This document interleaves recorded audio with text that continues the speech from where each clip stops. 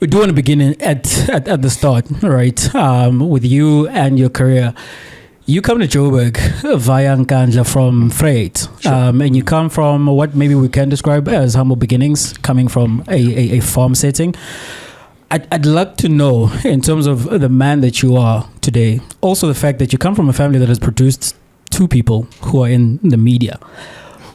Those early years, growing up in that household with the mom and the dad and in that area, how has that shaped you as a man, and what part did that play in terms of, as I'm saying, with your sister Vanessa as well? Yeah. It's an important question because you can almost imagine that being in a farm setup, there's no entertainment, there's hardly television because we hardly had electricity. So if you were upgraded, you'd have a generator run via diesel that you'd have to crank up and so on. So the only real treasure that we had was this very same medium that I sit in front of called radio. So radio became my world. Radio became the one thing via Radio Zulu and via people like Kansas City Mkhono, Joshua Mlaba, Malindi Gantuli, all of them. Those became my heroes, but I had no idea what they looked like. So by virtue of falling in love with the medium, I did not know that indirectly I was falling in love with what would be ultimately my career. Maybe later on, though, it started knocking that, yes, I have a passion to do law, etc., but I have a greater passion. I think once television became part of my scene and we were able to watch, not in as clear a picture that we would see, because again, we were like right at the deep end of the farm, so whatever tricks you tried to get television, you were not going to be successful. You just see a picture, skuru type of picture. So, but there was nothing clear about it. And on to your point, when you have a mother and a father who are there to guide you, because they had in total 4 children. I'm the only boy. I've got, 3 sisters. Oh, wow. Yeah, so it's a case of, my older sister, Nomvula Ukuku, who also got to love sport, and, she runs the KZN Academy now. And then really? Vanessa is the last in line. So, yeah, the same academy that got the big man. It was tall. They discovered him, Olundi. And without playing for a PSL team, he went to play in the Premier Division in Portugal. Jeez. And now is a Bafana star. And there's so many great stories of people that are in the rural areas.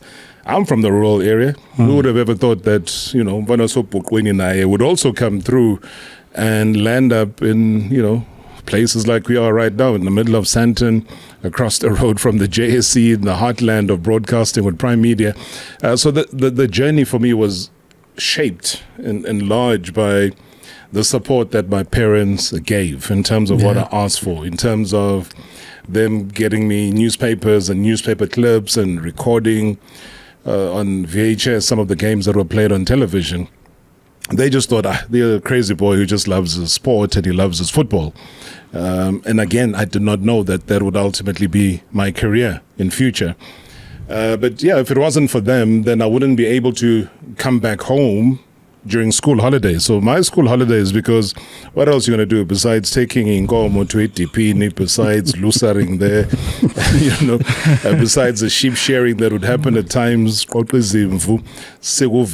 so on. Those are the kinds of things that we got up to. There was no entertainment. You couldn't say you're going to play with other kids or whatever. You play football, you play whatever. So for me, that school holidays, besides trying to help out at the family store that we try to run Emakaya, that was what I did. I literally would watch old tapes, your BP Top 8 Knockout, your JPS, your Mainstay Cup, your Olsen's Challenge, your Iwisa Spectacular. I would sit and watch all of those during school holidays. And that occupied my time, made me happy. What more would I want?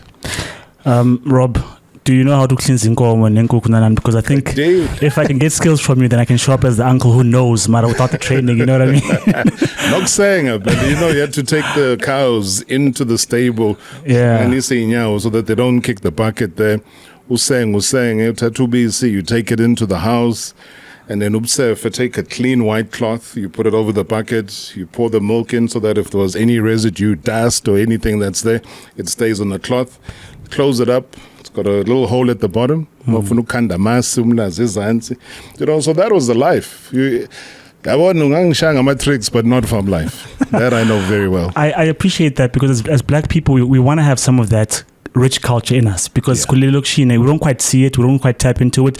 But we don't have a first-hand experience. So having those kind of skills, I think, is very rich.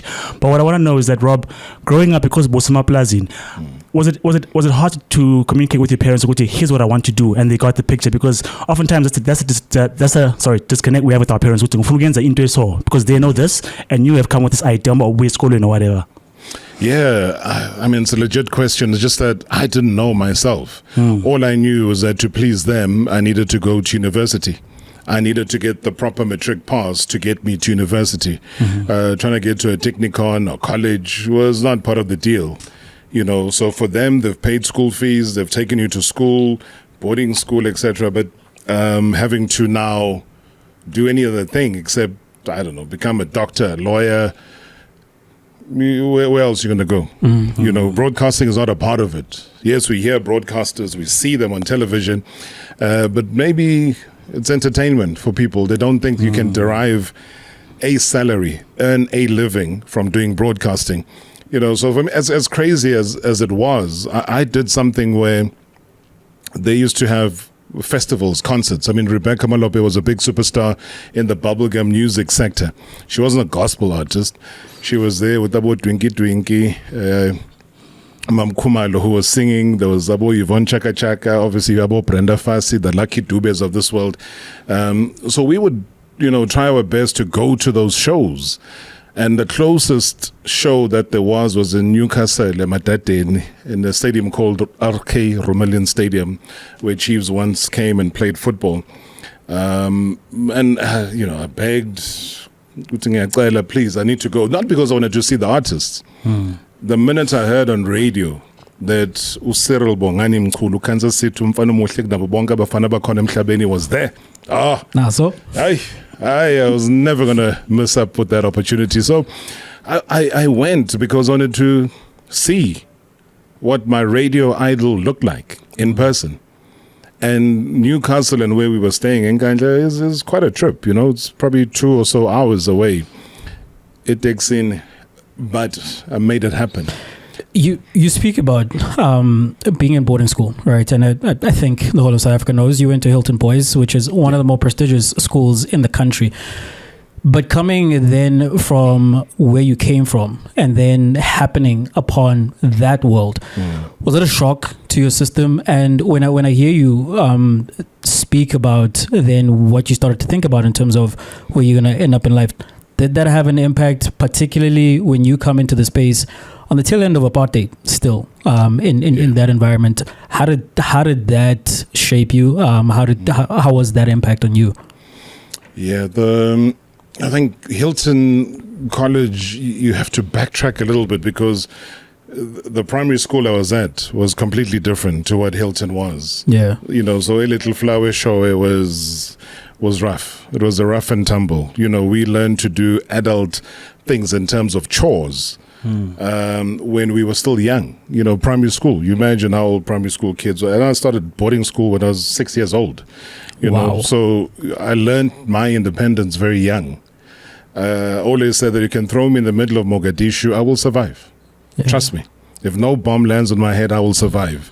Come what may. So I learned as much as we all hated it. All of us now, when we're adults, look back and we say, the education, which was not in the classroom, that we got in terms of life and survival, we learned from Little Flower.